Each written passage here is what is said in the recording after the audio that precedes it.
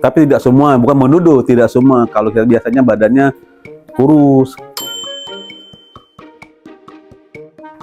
Tidak. Jadi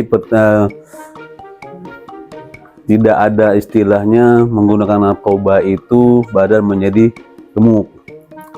Yang ada adalah menggunakan narkoba bisa menyebabkan gangguan jiwa.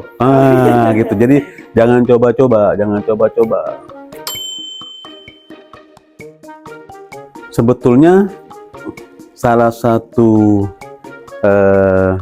yang dicari dari penggunaan nafsa adalah supaya pede, supaya bisa percaya diri, kalau ngomongnya lancar, enggak pinter, idenya banyak, kalau ngomong tuh bagus sesuai dengan alur aturan. Nah, itu yang dicari oleh pengguna nafsa, supaya pede, kalau ketemu orang nggak minder, ide-idenya banyak gitu. Tapi dampaknya buruk. Iya. Yang jelas kalau secara fisik mungkin, tapi tidak semua, bukan menuduh, tidak semua. Kalau kita biasanya badannya kurus. Kenapa kurus? Karena salah satu efek nafsa adalah adanya penambahan energi ya. Kalau karena energinya banyak, tenaganya banyak, jadi dia tidak butuh asupan makanan. Jadi mau makan, nggak perlu nih, masih gagah nih. Kita kan kalau nggak makan lemes nih.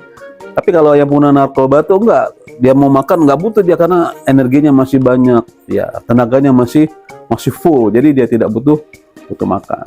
Sebetulnya yang saya sampaikan, jangan coba-coba.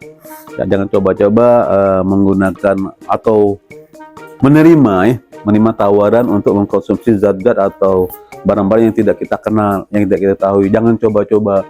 Kadang-kadang ada teman-teman yang jahil, barangkali yang jahil, yang sama kita menyuruh kita mencicipi sesuatu, memakan sesuatu yang rupanya bagian dari nafsa tersebut.